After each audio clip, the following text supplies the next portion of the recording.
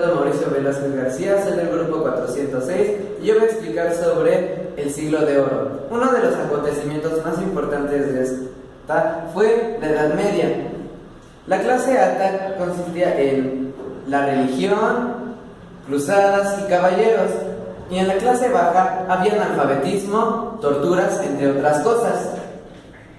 En la Edad Media se dieron a conocer lo que eran los juglares. Eran personas que narraban las historias, pero cantadas. La iglesia controlaba al rey. El hijo del rey era el único, era el que podía tener educación, al contrario de los campesinos que no tenían el derecho a la educación. La escritura de ellos era la lírica, narrativa y la dramaturgia. Entre la literatura, que estaban en los cuentos de dragones, castillos, reyes, reinas y caballeros. Luego, otro acontecimiento de esta fue el Renacimiento, que fue un movimiento artístico que tomó lugar en Europa del Occidente durante los siglos XV y XVI. Algunos de estos géneros literarios son el teatro, la poesía y la narrativa. Autores del teatro eran Calderón de la Barca, Tirso de Molina y Cervantes. En la poesía teníamos a Cervantes y en la narrativa teníamos a Quevedo y a Cervantes con El Quijote. Otra de estas era el barroco, que fue en el siglo XVII. De sus géneros literarios era la poesía, que estaba Góngora y Quevedo. Eso es todo del siglo de oro. Mi nombre es Carmen Ariel Vázquez Monroy, soy del grupo 406 y yo les vengo a presentar el tema del romanticismo español. Bueno, el romanticismo español comenzó a mediados del siglo XVIII. Originalmente es de Alemania, pero después se fue expandiendo a otros países como los continentes europeos y de América. El romanticismo consiste principalmente en que rompe todos los esquemas relacionados con el neoclasicismo. Esto quiere decir que va a comenzar a hablar sobre lo imaginario o lo ficticio, incluso sobre las fuerzas de espíritus.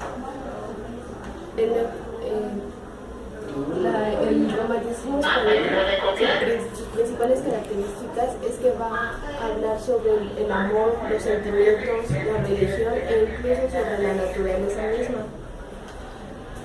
Los principales autores del romanticismo fueron Gustavo Adolfo Bécquer y Mariano José de Larra. La principal obra de Bécquer fue sus rimas en el libro de sus rimas y versos. Y bueno, esto fue todo. Soy Samantha Díaz y les voy a hablar sobre el realismo. Es una forma de representar las cosas tal y como son sin exagerar. Fue un movimiento literario que comenzó en el siglo XIX que busca documentar cómo es el mundo en realidad y expone problemas políticos, humanos y sociales. Es la realidad alterada sin hechos objetivos. Y los principales representantes del realismo fueron Benito Pérez Galdós, Juan Varela, José María Pereda y Vicente Ibáñez. Y las principales obras fueron Juanita la Larga, La Comedia Humana y el principal representante de México fue Gabriel García. Están del grupo 406 y yo les voy a hablar sobre la generación del 98. Esto consiste en una generación que buscaba un sentimiento nacionalista por la pérdida que habían tenido anteriormente de sus colonias en América, por ejemplo la de Filipinas o Puerto Rico o México.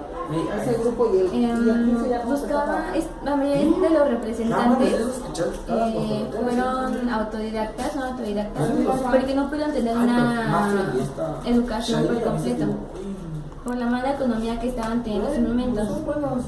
Algunos representantes son Miguel de Unamuno, Ramón del Valle y Pío Baroja.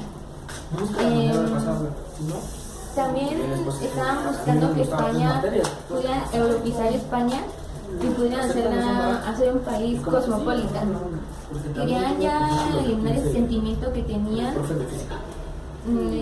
por las condiciones que estaban pasando en esos momentos. Lo que escribían es sobre todo como en un tono de dolor y pesar por todo el sufrimiento que estaban pasando en ese momento.